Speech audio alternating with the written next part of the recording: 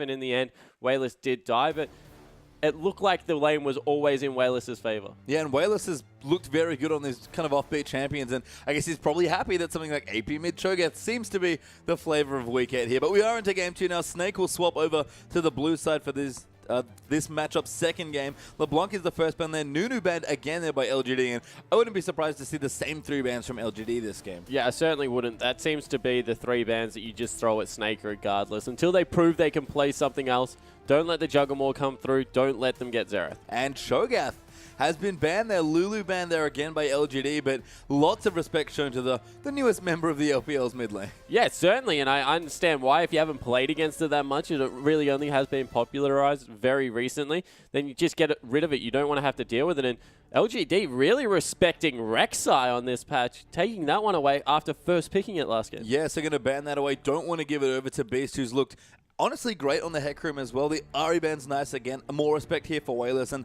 Barker, we talked about it. He was probably going to struggle quite a bit on 5.4 with Azir not being able to be played. And Xerath is fine, but maybe not exciting. And Barker is struggling to find champions that he feels comfortable with. He certainly is. And that is 3 mid lane bans thrown at Wayless. That's so much respect. Couple it with the fact that Barker's champion pool is starting to be exploited, and it's all kinds of bad news, but a very strong first pick coming through for Snake. They're able to secure themselves the Nidalee. Yeah, so Beast's going to take that into the jungle. You have to think Barker might play it in the mid lane. Flunder plays everything, so if he really wants to play it, he can, but I assume that's a big, high-pressure jungler for Beast, and I don't think we've seen him play Nidalee yet. No, I don't think we have either, and I like it has very good duel potential. If you're able to invade with Nidalee and land that spear, no one can get away from you. And on the other side, Akon has secured himself Rumble, and this is very... I hate to use the word the danger zone, but Akon's Rumble is above and beyond fantastic. Yeah, very good. Arguably the best in the world. Very, very good on that champion here. And Akon, like you said, just locked it in. Didn't wait for his team to tell him what he should play. He's like, no, playing Akon, playing Rumble this game, guys. And of course, POL's Janna's back as well. Yeah, and I like the taking up Janna. It means that not able to disengage some of these team fights that LGD have been fantastic at picking in the last game. And the Rumble just adds so much. It's very good in the 2v2 lane, does well with low resources, very good team fighter, allows you to get some dragons, so just a very strong pickup, and in the hands of Akon, as you said, the best Rumble player in the world probably, going to be dangerous, and looks like Snake's got what they want this time though. Yeah, I like these picks a lot. We're going to have Barker return to true comfort here. Xerath, as we mentioned, kind of the only champion we've really seen him excel on, to a top level, and it's not that Barker's a bad player, it's just that the difference between his 3rd best champion and his top 2 champions is just ridiculous. Yeah, exactly right. And I definitely agree with you on that level. And the fact that the patch hit one of those champions means that it really is the only one left. And we see Imp once again hovering the graves. Doesn't have to play anything else. If you're not being forced to change your champion pool, and this is what your team is comfortable with you playing, that's a lot of AoE damage already from 2 threats. Yeah, and that's nice stuff. We've talked about Imp's Graves at length so far in the LPL. TBQ is actually going to take away the Lee Sin here, so an interesting jungle kind of matching the pressure of Beast Nidalee here, and the Graves again. We did see the Thresh for Ella come through as well. Very comfortable support for him, but Ella has always looked comfortable on any support champion. Yeah, he certainly has. Ella, even last game, didn't appear out of sorts on the Annie. Maybe didn't have a fantastic game, but was very hard to engage with what was coming through. I like TBQ picking up the Lee Sin. Lee Sin, one of the only jungles, throw Yorick in the pile as well, that can actually repel an invading Nidalee. She is very frustrating, high burst damage. Yeah, and if Beast, his Nunu is any indication, Nidalee should be a champion that fits right into his wheelhouse as far as what he likes to do to enemy junglers, which is get aggressive and really invade. But Snake are going to complete. No, this is much stronger here coming through, I think. They do swap up the Maokai, so they've got Morgana probably for Flounder, but Crystal is going to play Corki. Yeah, a mid-game carry this time coming through from Crystal and looking to, I guess, bully out Imp a little bit more than what happened, not going the extreme late game. And that will be Morgana in the top lane, deals with Rumble extremely well. Rumble, of course, a notoriously bad pusher. Just drop the pull, auto attack the back line, and then walk out of your lane. You can go roam very effectively. Might even look to team up. And Diana mid picked up by Wayless. Yeah, Wayless going to take Diana. We've seen her a little bit already in the LPL this week. She was in top lane, I believe, yesterday, and has had some quality of life changes, so feels a little bit smooth, a little bit cleaner as far as how she works goes. But Wayless was playing Diana before the changes on this recent patches, so very comfortable with another oddball Wayless champion. Exactly right, and I like it because it's a split push threat against a team that doesn't have one. To put it as blankly as that. Wayless in the late game, once he gets past that 3 and 4 items, no one can go 1v1 against him. Yeah, we talked about it already. Flunder going to take his very comfortable, very safe pick of Morgana into that matchup against Akon's Rumble, which, like you said, probably his best matchup here as well. The jungle matchup going to be interesting. I really want to know what Beast can do on Nidalee, especially because he does love invading. But the mid lane's the one for me again, because even that matchup seems quite good for Diana. Yeah, the lane matchup's fine for Diana. She can absorb a lot of the damage through that W. Neutralizes far and beyond lanes with, if you just grab a second point in it, you just cannot be harassed. Yeah, Crystal there as well. On Corki, that's actually the big difference here for Snake as well. They're going to knock, they hovered the Draven, they consider going for another late game carry, but instead they'll take Crystal and take the mid game, and with the way this comp works for Snake, that's where they have to win. Yeah, it certainly is. They need to be able to poke people out and then team fight at will, and they lack a little bit of engage, but they need to be able to get it done. Yeah, let's get straight into game 2.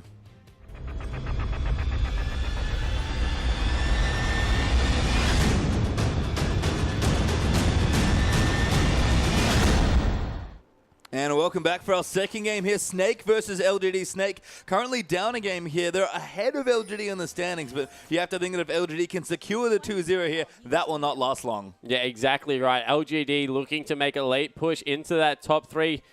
I'm sure they want the top 2 position as well. EDG a little bit harder to catch up there, but we see Beast and TBQ facing off against each other in this jungle. Yeah, and this is probably the big thing to look out for early on as well. We talked about Lee Sin being one of the jungles that can defend off. Imp actually going to face check Crystal here. A hook from Ella's going to land as well. They're going to get the damage done. Exhaust even popped down as well. Imp totally safe for now, actually taking a lot of damage. The heal will get popped there, so PYL now could be in trouble. Might be forced to flash here on the Janna, trying to save some of the summon spells, but Ella has to have the hook back up relatively soon. Is going to try and look at, just misses it there, and PYL somehow doesn't flash. Yeah, so doesn't have to burn the flash, only has to use heal, which is on a very similar cooldown to the exhaust. So overall, not a bad trade for LGD, although a very risky situation. Yeah, importantly though, everyone holds on to their flashes here in the bottom lane. So we're probably going to see a 2v2. It's going to be one of the rare times Crystal actively lanes against someone in recent memory. But as I say that, they're already walking to the top lane. Yeah, already getting away from that top lane matchup. And you can see that looks like LGD might want to invade. If they don't invade on this blue buff, they will lose out on a buff because it is so hard to go into that bottom side of your map. And a very weird thing here as well. We're going to start on the bottom side of the map here to the red buff actually for Beast. And LGD are going to walk in for at least a look in at the buffs here. The blue buff has spawned. They are going to go in for it. So if Snake want to vertically jungle, Crystal for once is on the other side of the map. Yeah, it certainly looks to be that way. So they start up the blue buff and the red buff both on blue side.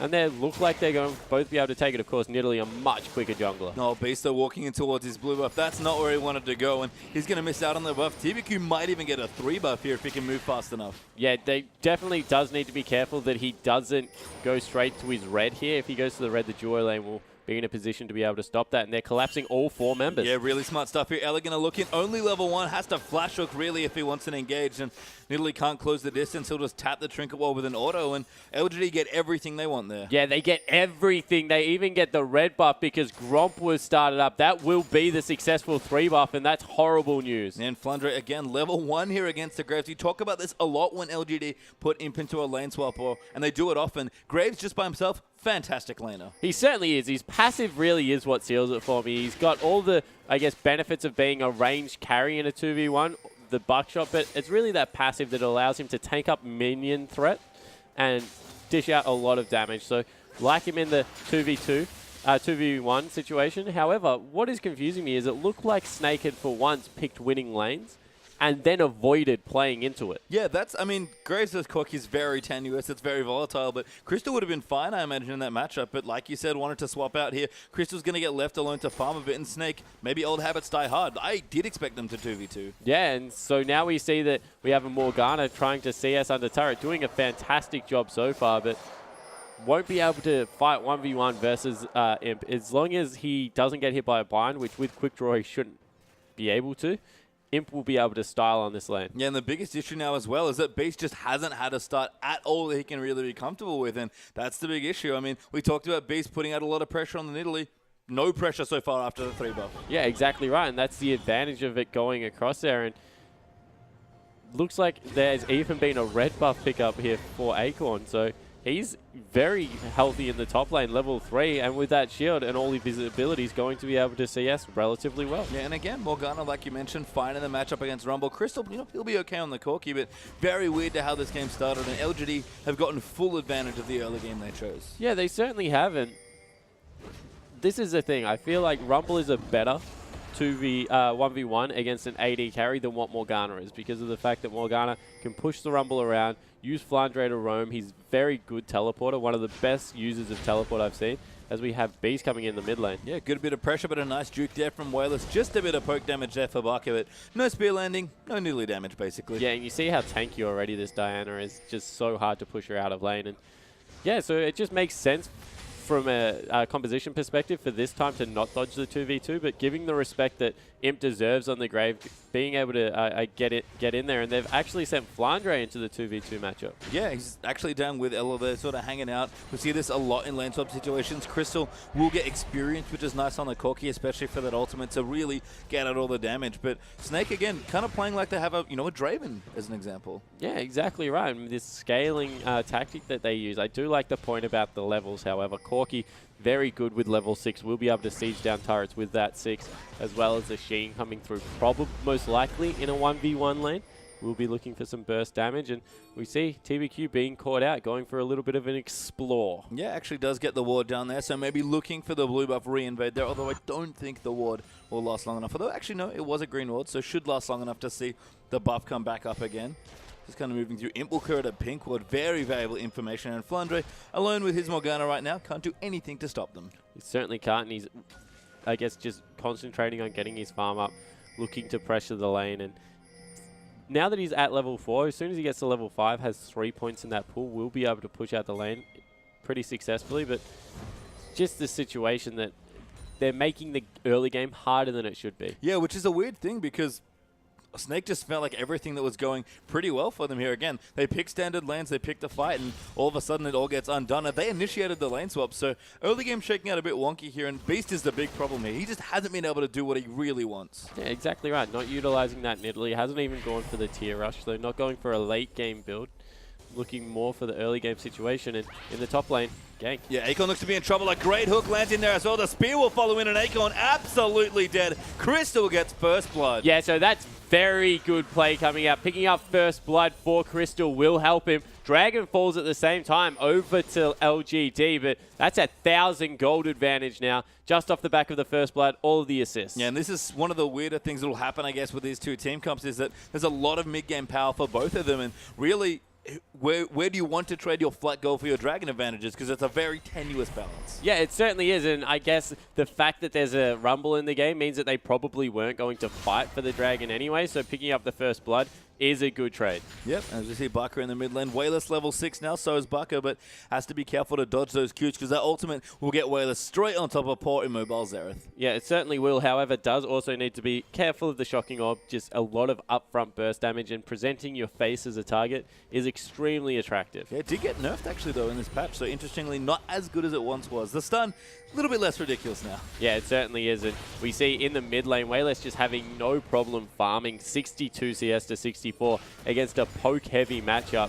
Mastery of the champion Diana is coming through, and you can see that he's excelling in the matchup. Yeah, just looking so strong here, and now even TBQ actually over a ward that Snake had put in his own jungle. There's Ella here again, along with Beast, I believe. So they're trying to dive or gank at this point, but Snake committing a lot of resources to keeping Crystal ahead. Yeah, they certainly are, and you can see that they've even rotated the Xerath into the river. They're looking for an invade onto this red buff, even teleporting. Yeah, Flandre actually coming in. Beast's going to line it up. Ella doesn't quite get the hook. Flandre will pop the ulti. Moves in there as well. There's enough actually there on the skirmish to keep moving in for the tether, but they don't get the kill onto Akon. Crystal looking for the next one, but LGD have warded them off. Yeah, so LGD forced them away with only 4 members. Wow. TBQ a little aggressive. Beast spears him in the back, and they were safe, and then TBQ just had to go back in. That's a 4v5. Meanwhile, in the bottom lane, Imp has just got all of this free time with a turret by himself. I don't understand why you would force the fight there, but they do in the end. They lose one person. Even their red buff now will go across, and Imp looking to grab a turret. Yeah, and so much free time in the bottom side of the map for LGD, but Snaker taking over the top side here. Beast, I think, kind of took it personally that he got 3 buff there to start off the game here, as Bucker and Whaler still farming up, haven't been able to really commit to any of the skirmishes, but they are just doing work in the top side. Yeah, they certainly are, and you can see that that's the position they want to be in. They want their AD carry to be in a position to do all of this damage. They play extremely well with resourceless top lanes, and even in saying that, 26 CS advantage has gone over to Flandre with the help of Ella, was able to CS relatively unharassed in the bottom lane, and Wayless picks himself up a red buff, but they do trade turrets. Yeah, turret will finally go down here. Crystal and Ella will give it up. Crystal's level 8 to level 5 just hit there for Ella as well. So a lot of additional experience and gold being given over to this Corki, but Graves already got the tower on the bottom side just by himself. Yeah, and on the other side of the map, PYL is level 4. He's very low, so very squishy target coming through. Attractive for, I guess, Bucker to be able to clean up, particularly in these fights. And at this point in the game, you just think that with a 2,000 gold advantage, Snake are playing much more controlled, much more the way we're used to seeing Snake play. Yeah, I mean, they definitely like to get aggressive when they know they have an advantage that they can exploit, but they play very carefully around their objectives and their item timings. I wonder if what they're doing here, especially after giving up that first dragon, is looking for the accelerated Trinity Force and contesting for that second dragon. Yeah, definitely is a potential to come through for that. Graves, however, is very good with flat AD, so not having his first major item won't set back Imp back too far. And as well as... Oh. BCA caught up there. The PYL Tornado will come through, and Imp cleans up one of the easiest kills of the LPL. Yeah, so now he might even have an accelerated Infinity Edge come through there with the gold he was picking up. He still has 2 minutes. We'll be able to go clean out the bottom wave that's being shoved back through. And Wayless with double buffs is an absolute terror in the mid lane right now. They've secured control of the bottom half of the map purely off their mid laner play. Yeah, bullies Bucker out a little there. Flandre was actually roaming in the bottom trying to get a kill. TBQ actually going to face check Crystal. Level 6 Lysinda, level 8 Corki doesn't really want to do it. Good kick though to disengage, but Crystal immediately goes back in. A great tornado from PYL. Should keep him safe. The shield very clutch as well. Yeah, so great play out of PYL. Once again, TBQ face checking a brush. That forfeits control that they just got over the bottom half of the map. But look at the wards pastry time. They know that they want to fight Dragon. They understand that they're stronger with this Rumble pickup, and they've just used it completely to their advantage. Lit up the whole of the bottom side. And that's potentially the big problem, right? Is the Imp actually going to get aggressive onto Ella, level 5 there. Imp uses his ulti, almost gets the kill onto Thresh, and Ella has to back away. Akon's here though, Equalizer goes down. Ella burning low, the heal popped in there as well. Crystal turns it around, backs out immediately. The tornado just short there, and Ella somehow survives. Yeah, and a little bit misuse of the Equalizer for once. If he had angled it, they would have to run over at least a portion and got the slow. So it does mean that Imp has to burn his ultimate as well as his flash, but not able to pick up the kills in the end will mean that nothing comes of it. Acorn really didn't miss out on much in the top lane regardless, and we'll just be able to reset. Yeah, I mean, that Equalizer might be down for the next Dragon fight though, which might be the point here that Snake really want to look to contest. Trinity Force is done, so Snake, if they want to go for a big mid-game fight, now is the time. Yeah, it certainly is, and Imp has actually elected to go for boots too, as opposed to finishing off that Infinity Edge. So looking for a little bit more mobility around these fights in the flat attack speed that will come through, as opposed to trusting in those big crits that can come through for Trinity Force. And a lot of pings going down now around this mid lane area, trying to catch someone out. Ella looking for a hook, doesn't quite land it. Acorn postured very aggressively, only level 8 here, as the Chilling Smite does come through there for TBQ. Ella does get marked, Beast just gets blown up though by Wayless. A great stun for Bucker, but it's not enough. The exhaust comes just clutch there, but Wayless still gets the kill. Now Bucker going to get knocked up. Crystal going off though with that Trinity Force. Yeah, so much damage. Goes so far in there. PYL moving in. Acorn though gets picked off by Flandre's binding. Snake played that so well. Yeah, able to turn it for a 1-for-1. PYL extremely low, so now they can't contest, but Wayless's ult is back up. No mana, so we'll have to go back to base, but so much damage coming through from Diana and nothing being returned. No, and Snake take maybe the more permanent objective here. Dragon's back, but it looks like they want the mid turret here. They can, of course, send their jungler to solo it out as well, but Snake going to push the wave in. Yet they want this tower. Yeah, so they're definitely sticking around for it. They also trust the ability to team fight. They didn't really use many key ultimates in that fight. Of course, Flandre's is still available on Morgana, so they'll pick up a Dragon and still feel they're in a position to be able to turret and still be in a position to contest the Dragon. Yeah, and there's Beast just going to solo it out. Nidalee, still, despite the nerfs on this patch, does do Dragon quite quickly and just generally clears the jungle quite quickly. So Snake should be able to pick up their second Dragon in this game. Will take it away there, and now it's one apiece. Yeah, so Dragon's equal. Ella in the bottom lane looks like he's being caught a little bit. Yeah, slow there comes through. Crystal gets knocked up actually, but the teleport coming in over there for Snake there. Flandre doing too, but he's got no health there. Akon comes in, uses the flame splitter, but a great binding going to give the kill over to Crystal. He flashes out of the way, but Crystal follows in there with the Valkyrie. Flandre goes back in a little too deep, and TBQ low there against Ella. Ella going to line up the autos. TBQ doing good damage, but another snipe there gets in as Flandre gets that kill. Now Wayless trying to poke his head in, but Crystal's corky. Not too bad. Yeah, but over the other side of the map, Beast and Baka also fell down, so Wayless 2-0-0 and able to grab himself a couple of kills. Yeah, some of these carries on both sides actually getting a lot of work done already. We've got the Nationals Tooth done for Wayless, so he power clears lanes and camps if he wants to, but here's a replay. Yeah, so this is the look at what LGD were doing in the bottom lane. They miss a resignating strike, teleport comes through, so they disengage. From there, they thought Flandre was low enough to continue to fight with Acorn, but unable to do so. TBQ on the backside was able to pick up a kill, and Diana, meanwhile at red buff, also secured the kill against Xerath. And TBQ, he tried to come up big with a huge play, using that lifesteal to get himself a little bit healthier, but wasn't able to do it. A credit to Ella there as well. Juked so many skill shots from Lee Sin to avoid dying in that gank and really set kills up for Crystal. And we talk a lot about Crystal being an aggressive AD carry player. Corki definitely suits him. Yeah, it certainly does, and he's playing it extremely well. 2-0-3, 5 of 5 kill participation so far. They are playing the map around him once again, and he's picked up a BF sword now. Hasn't even gone for boots, just trusting in the fact that we'll be in the right position. All that upfront damage, and Trinity Force, a little bit tankier than an AD carry normally would be, is playing well. And that's a scary thing to think about as well, especially if Crystal looks like the Bloodthirst is what he's going to be going for, most likely given the builds that we've seen in the LPL. Snake are always willing to play around their AD carry. That's been pretty much their entire plan since they started competing in the LPL and even before that. But if Crystal can start playing, you know, have a more diverse champion pool, play these mid-game carries, and Snake still play the same way around him, that's a very scary thought for teams that might look to play Snake towards the back end of the season. Yeah, it certainly is. It means that you don't have a clear cookie cutter recipe to beat them, which is ban out their late game composition, force them to play mid game. Now that they're playing mid game successfully, it opens up a lot more revenues. Yeah, it does, and that's the big thing. Everyone's kind of like, you know, Snake getting banned out, can't really perform that well. This game looks very good for them, but they've got a bit of a hill to climb still here against LGD if they do want to take it for the split here. Dragon not available yet. Crystal actually a little caught out of position here. It's a bit overextended, but Thresh is there with the Lantern. Yeah, it certainly is, but Lee Sin also there with a kick, maybe.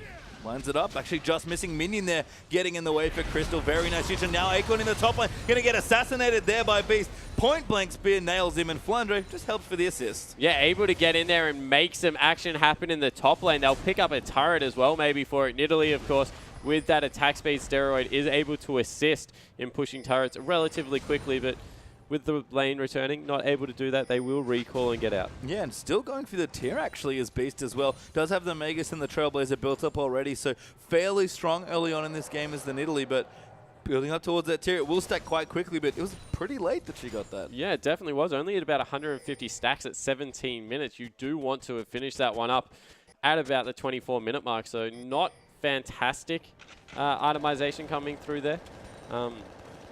However, just so important to be able to keep Nidalee's mana pool up. Yeah, and you know, you want to make sure you get your cost-efficient items and put pressure on it. Despite the start that Beast had, he's been very scrappy and very mobile with the way he's played. So it's nice to see Beast, you know, wasn't off to a good early start, but still able to affect the map. Yeah, still trying to get around and do his job for the team, and we see that that's the last outer turret in the bottom lane. That's nearly going to go down, and really doing a fantastic job now is Snake of, I guess, looking more like their old self, controlling objectives, using their teleport very well. Acorn has looked out of sorts, 0-4-0 so far on the Rumble, and hasn't really nailed an equalizer yet. And that's a worrying sign. And I guess the other thing as well, as we talk about sidelines and who's getting the farm. Yep, Acorn maybe struggling a bit, like you mentioned, has a lot of depth in that column so far. But Wayless, you talked about split push potential on Diana, has the Natchez Truth, has had it for a while.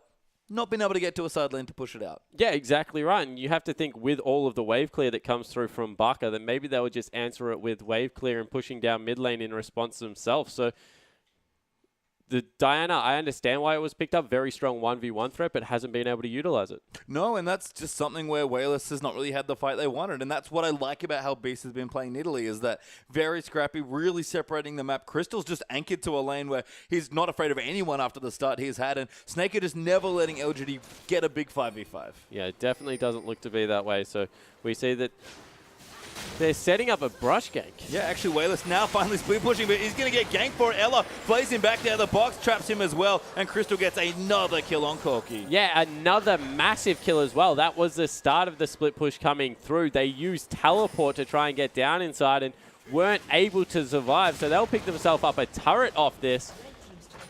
Yeah, and somewhere simultaneously, POAL just got killed, so Jana dying there as well. And Snake, again, taking control of the map, now looking maybe to set up vision for the next dragon. Yeah, so they've got complete control over everything. 5,000 gold is the advantage at 18 minutes in, and Rumble hasn't been able to get the double pen items, looking very behind. If you compare gold, actually is about 2,000 gold behind direct lane opponents at this stage as Acorn, being completely denied across the map, and very hard to push waves into Xerath. Oh, it really is here. And that's sort of the funny thing, is that Rabadon's done now for Baka, and Akon talk about him so much as a Rumble player, one of the best resourceless Rumble players as well. But this is maybe too few resources here. We actually have a gank coming through there. Flandre going to get kicked in the face. So Akon, nope, doesn't get the kill. Imp takes it with collateral damage. Yeah, Imp snipes that one away. Would have been, I guess, very nice for it to go over onto the top lane, but very easy to. It's much easier in League of Legends to snowball one person than try and get people back into games. So I understand why they gave it over to the AD carry. Imp definitely having a good game. Has that Infinity Edge, nearly picking up the Phantom Dancer as well now. Is in a position to take over against a no tank lineup, pretty importantly. Yeah, and he needs to take over as well. He was the big carry in his game in game one. That's often been the case for him in LGD games here in Snake. Crystal is absolutely massive here in this game. Already done with his Bloodthirster now as well. Still no boots, of course, not interested in those, but just doing so much work already. And this next dragon, it belongs to Snake. Yeah, it certainly does. There's no contest going to come through either from LGD. Without the equalizer, just no good equipment to be able to do so. So they give that one across to Beast, and they'll look to, I guess, start fighting again about the 26-minute mark after the next round of items comes through. And you know, it's kind of a weird comp that they've built. We talk a lot about Corki and rotating for turrets, but Beast has sort of been filling the other void of the map and keeping pressure on along with Flandre usually. And Snake are doing a very good job of rotating around the map, keeping on top of the turrets, and just snowballing these objectives away from LGD. Yeah, they're certainly doing a very good job of moving around the map as a unit. You can see once again, whenever Beast is going into the jungle to clear it out, it's with Ella trying to get some pressure down across the entirety of the map. So, ooh. Beast actually maybe going to get caught. Ella throws out a hook, but more importantly, gets Beast to safety with the Lantern. Wayless has also started split pushing in the bottom side of the map as well, but I don't think he can fight Crystal. Yeah, that's exactly the problem right now. They need to start split pushing earlier, but now Crystal is at the point where he can 1v1 the Diana, so Diana will be able to shove the lane out, get some farm, but won't be able to, I guess, really pressure. Yeah, Bucky gets the blue buff now as well. And you can see, again, the difference here as far as CS goes. 208 CS so far. They're almost the highest. Sorry, Imp claiming that they're on his graves at 220 almost. But so much wave clear already with the quick Rabadons. And Bucky just looks so comfortable on this champion. Yeah, and that's the problem with not going those 3 standard bans against a side like Snake. They play very good when they are comfortable, and when teams have made them look uncomfortable, they haven't, and TBQ goes in. Yeah, I mean, looking for something does, I think, steal away the Raptor camp. I think it might have even got it there as well, but Crystal still building up now. Is going to go back and chop after pushing out the side waves, and Snake just sticking together. Flandre still in the top side, 60 CS ahead here of this Rumble, and Akon can't even fight Morgana. Yeah, so it's 2,000 gold, still the advantage for Flandre, who's just been able to use his kit to push out the wave repetitive, keep the Rumble shoved in, and hasn't really had the advantage of being able to team fight at this point. As we see TBQ going up there to pay a visit and try and get some pressure onto Flandre, who's playing extremely well, but Flandre not going to have any of it. Nope, going to try dark binding it. TBQ will actually use the smite to make sure he gets it, and Snake just anchored in the mid side now, trying to clean out this tier 2 turret. Do need a couple more, only have the 3 outers so far, but Flandre is applying split push pressure. Snake are all over the map, and Crystal with his BT Trinity Force is shredding through the turret. Yeah, he's certainly looking to get as much work done as possible, and they've... Ooh. Imp almost juked back into that shocking orb there, but he'll be safe for now. Yeah, so Imp safe for now. On the other side, TBQ was also nearly caught out as well, but he's been able to back away. As we see Acorn potentially looking for the flank equalizer, but his whole team's gone back. They're looking to give up a turret. Flandre goes in so aggressive, though. Flashes over the wall, and that might have been to his detriment there. Wayler's going to dive back in. Flandre going to pop his ulti. The equalizer down as well. Imps here as well. Flandre too aggressive there. Gets killed by Acorn, but the trade comes through. Xerath will pick off Rumble there as well, so now it's 4v4. Yeah, the poke team, but Rumble had used his ultimate. That was all they needed him for. They can look to defend. Yeah, they can. Wayler though gets chunked down very hard, and there's so much poke on this Snake lineup. Yeah, the poke squad coming through. Corky, very good poke AD carry, as well as an AP Nidalee jungle and the Xerath. They're going to be able to force away from these turrets for days.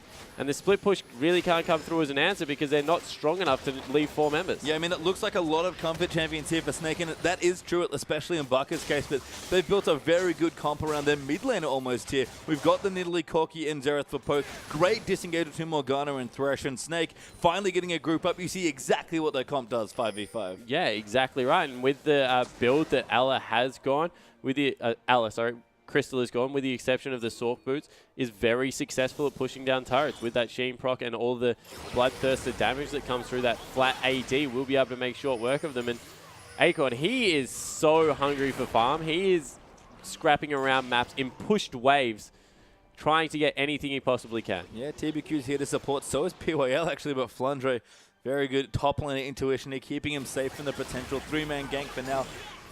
I mean, Acorn getting babysit for a bit of CS, but even as the home guard enchantment on his boots just to make his teleports a little bit more impact down the bottom. Crystal in trouble. Whalers finally able to solo him. And that's fantastic news. Back in the top, though, a lot of fighting. Yeah, Flandre actually going in, but gets kicked back there. A great knock up there by PYL sets it up, and LGD getting some advantages. Yeah, so able to get 2 simultaneous kills on opposite sides of the map means the pressure out of Diana now is huge, being pinged out furiously from this Xerath, who might even ult the wave. Yeah, he does ult the wave, actually. Whalers even going to throw down a ward. Diana still doing damage to the turret, and you can see when she gets free time on the structures, that passive just rips through them. It certainly does, and really good heads-up play. Now that he's picked up the Zhonya's Hourglass, will be in the position where he can take it to the Corky in a one-on-one situation, and this is what they've been looking for the entirety of the game. Get Wayless into a lane, make sure he can split push, and from there really is no response. Yeah, and the fact that Crystal can't actually solo the Diana anymore is a big flag for you for Snake. You talked about it already. They don't really have a good way to deal with the split push. Crystal was the hope, I guess, given that he was snowballing, but that's not even viable anymore. Yeah, definitely. Maybe they hope they wait out for the fact that Morgana is going for the Zhonya's Hourglass next and can't really be dove, just clear the waves with it. But Diana, so good at tanking the turret, going in, diving someone, walking back out, and then has the ultimate available 10 seconds later to be able to do it all over again. Yeah, just, you know, very mobile, really sticky mid lane champion that Wales does have plenty of experience on. Crystal will pick up the red buff now, though, as Snake rotate in to collect that from their jungle, and Dragon is back in 15 seconds. Now Imp going to get his as well, so we're going to have a bloodbath of a Dragon fight. Yeah, we certainly are, and AD's pretty much mirrored in item build, both on 2 items, boots as well as a pickaxe, and I think this comes down to them this time around pastry time. Who can get more damage? TBQ's caught. Yeah, Hook does land, but no follow there on Snake. Just going to keep poking. Yeah, still looking to just poke out around these objectives, but Imp, big pressure on the Graves player to be able to get things done. Yeah, and now LGD going to set up as well. Akon, level 12 there with his Haunting Guys plus his Sork Shoes. So decent equalizer damage, but Snake, they really want to fight here. It's 2 for 1 in Dragons in favor of Snake, but Snake have to poke LGD off here. They can't really engage 5v5, and Akon takes a big chunk out by a Nidalee Spear. Yeah, still being chunked out, and this is a dangerous game to play. If they choose to push down mid lane because of where LGD are positioned, they will be in a better position to base race this, but TBQ looking for the flank. Yeah, actually going to go in there, does find it, kicks Flandre out, but he doesn't have a zone to protect himself, but he's not dead yet. Finally goes down, but Ella gets the kill onto Lise in there to trade it off. The poke coming in, Akon almost getting killed there, and Beast can't quite find the last spear, so 4v4 now. But Akon has teleport, so if he can back, he can teleport back in with those home guards, so they're just trying to stall this one out. Yeah, Ella looking for another pick. Snake, no, they need to get more than the one kill they just got there as well. Chasing down PWL, little low. Imp kind of caught out of position as well. Snake have found a very nice flanky. The spear's going to get thrown out. Snake are closing the trap. Imp somehow gets hooked up there, but he gets out of the way. A good stun lands in, but he can't come in for the rest of the damage. Beast, though, going to go in and assassinate him, and Crystal gets the work done. Akon, though, has come back. He gets chunked out by a Nidalee spear, though, and Crystal can't finish it off. Now Ella throwing out the hook, and Crystal trying to kite away, but Flandre is returning now as well. Home guard Morgana, Wayless dives in. Beast will go down, but Ella survives. Crystal gets another kill. Flandre finds PYL, and Snake are going to clean out the rest of the kills. Yeah, they look like they're going to be able to pick up the support. They do in the end. Fantastic Flash Dark binding. So overall, that was a 4-for-3 exchange in favor of Snake. Both top laners using their teleport, but with their jungler dead, very risky to go for the dragon. Yeah, LGD's Lee Sin still up here as well. TBQ might go for a steal. Snake are going to start it. Ella is going to try and find the jungler and hook him in so they can get a kill. And he might be able to find the steal. It would only be the second dragon. Lee Sin looking around. It was Flandre. He's trying to get away from the dragon, but Snake, they're able to pick it up. Yeah, so they pick it up here, but fight once again looking to start. Akon actually gets ulted there by Flandre. Great kick out though. Ella almost dies actually, and Crystal wants to go aggressive, but he can't go any further. Yeah, really nice kick there. Once again, a misplaced equalizer. They thought they were going to run away. They didn't. They came forward, and Acorn wasn't able to put down any damage after that. 2-5-3, struggling across this game. Hasn't looked fantastic in team fights. Was able to get the teleport kill onto the mid laner that did help out in the last one, but overall just not the Rumble we're used to seeing. No, and on the other side of the lane matchup there, Flandre, Morgana looking great almost as always. I mean, 3, 4, and 5, not a glamorous score, but plenty of CS here. And it's funny, we're not used to seeing AP Morgana that often. She's usually a support in a lot of regions, including China, but Flandre very good at clearing these waves out. Yeah, he certainly is fantastic at clearing the waves, and those dark bindings, the snipes, just do so much damage in these team fights. It's an upfront nuke when you see it coming through like that, and the wave clear is fantastic, so once again they go back to the split push. Makes sense. I mean, Flandre in the top doesn't have his teleport, but that doesn't really bother Flandre. He tends to be in the right place at the right time. Crystal, 3 items done as well, and Crystal going very aggressive for Akon. Ulti pot there as well, but Imp's also going to find his way, and Akon almost goes down to the ultis, and Snake are on the offensive. Yeah, so Snake recognizing that Diana was in the bot lane, need to force, so they do so with their AD carry, 5, 1, and 4. Get some good damage onto TBQ, and now the push in the top lane's on. Yeah, Beast doesn't have his Void stuff yet, so those spears not really hurting, but he has finished his Seris transformation. Actually happened a number of minutes ago, and Snake going to group up. I was going to say it's 5, but Flandre has switched route back to the bottom lane. Yeah, he certainly has, and they're sending Diana once again down there to help deal with the Morgana, who just continues to split push, using that passive to tank up the waves, and might be able to get a mid lane turret if they play this right here, LGD, but apart from that, really being beaten around the map. Yeah, Wailer's pushing in aggressively, almost has a Rabadons to complement the 2 other damage items. So Diana is very scary. If she can assassinate Crystal, then that'll be a very big win for LGD as far as team fighting goes. But so far, LGD have not really been able to break the poke or siege of Snake. Yeah, it hasn't been the case, and they don't even pick up mid lane turret. They need to start getting some of these objectives to get the gold back in their favor. Still 5,600 for Snake, and they look like they have a fantastic late game composition. I mean, it's kind of a weird one, but yeah, if they play their cards right and siege effectively, it's very hard to stop what Snake are doing. Yeah, it certainly is. Not much hard engage coming through. Has to be the perfectly placed equalizer. 3 item Imp now has been picked up. He's been able to finish up that last Whisper, and we'll be moving towards some lifesteal, you would like to think, next, although it may be the defensive item even. And now the siege around Baron has begun. I mean, Snake kind of swapping objectives here. They've got their 3rd dragon, and next one not up for a couple minutes here, so Snake going to try and secure some advantages around the next objective. They pretty much just need LGD to walk into a spot where they can effectively siege them, but LGD, to their credit, playing very safe and just pushing out the empty lanes. They're just trying to use the Diana, enforce the split push. They've got her to level 17 now. Also picked up the Rabadon's Death Cap. As soon as the Void Staff comes in, we'll be able to pretty much one-shot the AD carry and the mid laner for Snake, and they're really putting a lot of eggs in Wayless's basket, being able to perform the carrying duty coming through.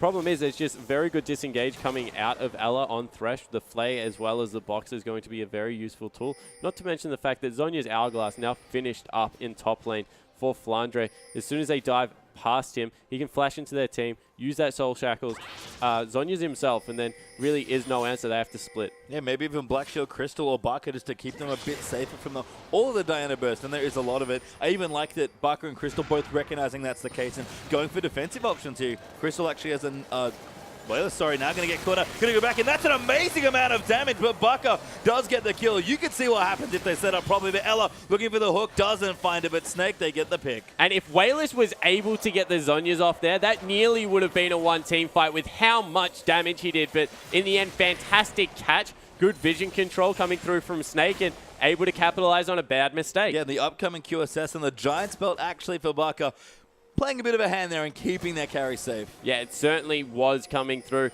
And now they can look towards Baron starting it up. Yeah, they are going to at least get some vision around it. Maybe try and find a pick with Ella's Thresh first. TBQ going to face check. Imp almost gets caught. Actually gets bound. The poke is massive there onto that Graves. Yeah, and now that Imp is out of the way, they definitely can look at the Baron. But no, they're being extremely patient with this. Trying to snipe off Imp as well. Can't find him. He's out of range. But Snake now will start the Baron. Yeah, so now they started up. Spear's still coming over the wall, but they've waited to the point where Diana is back up with that short ultimate that we keep speaking about. We'll be in a position to fight as well. Crystal going massively in there. Actually gets kicked out of Crystal. We'll go down there to Akon. PYL will peel everyone else off. Baka, though, does get the kill. TBQ going to get hooked up and forced to flash out of the way, but Snake have to run now. Baka will poke as best as he can. Ella, though, did get queued and exhausted there onto Wayless. Now Flundra going in, very aggressive, trying to find the ulti. Gets a couple there. Will pop his on. He's a little late. Will survive for now, but Nidalee going to get the kill there onto Akon. Flundra is still alive there as Beast. Now going to chase in onto Wayless, and Ella going to land the hook. Wayless does so much damage, though. There's the double kill. Baka going to try and put Diana in her place, but Wayless going absolutely off on Diana. Completes the ace with a quadra. And what a play out of Wayless. Now that he's got all of those items behind him, able to dish out massive burst and played around his ultimate timing so well throughout that whole exchange. Not much more to really say there. Probably just saved a game that looked like it was going bad, but it all started on the back of a Crystal arrow, going aggressive over that wall. Didn't realize that Imp had stuck around. Imp able to get through all that upfront burst damage, and he's got another BF sword now, and that really drew Snake back into a bad position. They looked like they'd finally secured themselves a tangible advantage. They were going to be able to pick up the Baron, but they baited it one too many times, and it didn't happen. No, and LGD... maybe even looking at Dragon, but Snake realized that the bigger prize is at stake here. Baron is the one they seem to want here. So they'll give up LGD, they'll give them their second Dragon. A fourth will be nice, but instead they really want the Baron. Yeah, they certainly do want the Baron. They've got a good poke composition, but they don't have a fantastic siege composition. Two very different things.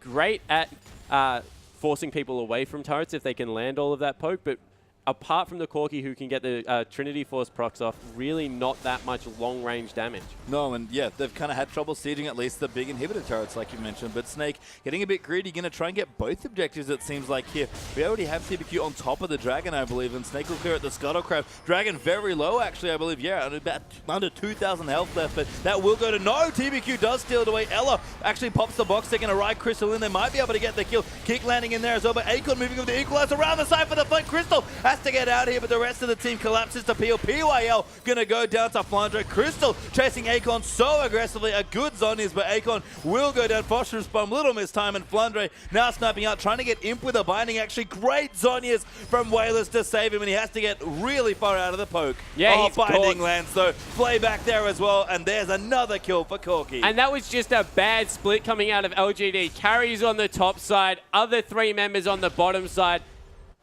Snake made the right decision. They just ran at the three takes, no damage. Goodbye, TBQ.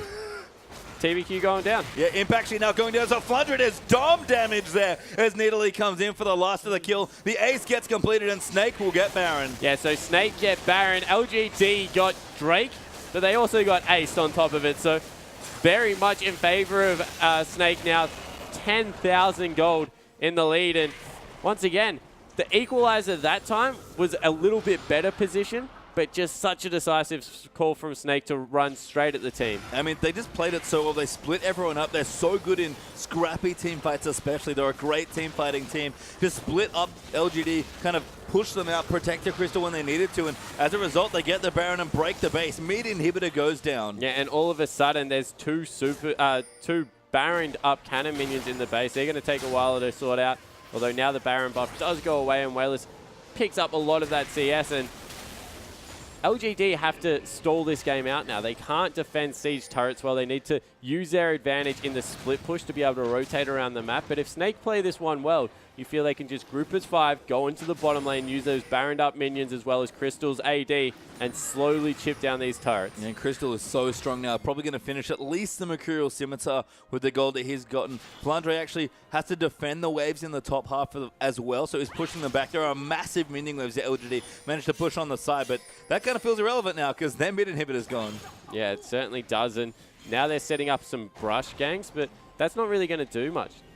The fact that there's super creeps streaming down the mid lane means that there's a timer on these. All you have to do is wait until you see all the members on the map and then slowly push another lane. Yeah, and they're going to look for top lane, it seems like here. Going to group in. TBQ will just get away. Akon has to be very careful there as Beast in Italy does not mess around in the damage department. Poke just going to get evaded there as well, but Ella might even look for a flash hook. Crystal's coming up as well. Ella still running in with the mobility boot. Snake can't find the pick, but LGD have to get very far away. Yeah, so LGD successfully disengaged, so that's a lot of the Baron buff that now has been wasted. So that was a good extended chase in favor of LGD, but they've also got the wave pushing now in Snake's favor. And very strange that they would siege top turret, just because of all the, I guess, the advantage of being able to take the bottom inhibitor with maybe not being able to end the game on this Baron buff, but they will be able to successfully take down another turret, further extend that lead. They have to be so careful though. Crystal, good black shield there. He's playing very far forward, but if Wayless gets into the backline, Snake will lose the team fight. Yeah, it certainly looks to be that way, but they're not even waiting around for it. No, I mean, the Baron up minions doing so much work. Flandre just zoning everyone out with the bindings as well, and Crystal just destroys turrets at this stage. And it looks like the next inhibitor is going to go down. They need to make a call. Flandre going to go in there. Doesn't have the black shield. POA, they're going to get low, and Wayless bought the pot. The Zonia's early. Ella going to line up the hook. Nails it there onto Wayless, and Crystal takes him out. Imp now in trouble, gets caught again, and that might just be it here for Snake. Yeah, it certainly will be. That will be the game pastry time. Baroned up super minions going to be streaming in the base in no time whatsoever, and they're just going to siege out the mid. Yeah, Crystal's actually face tanking the Nexus turret. Has no cares at all. Ella, massive right now with an Elixir of Iron, flashes in to try and get a couple more kills.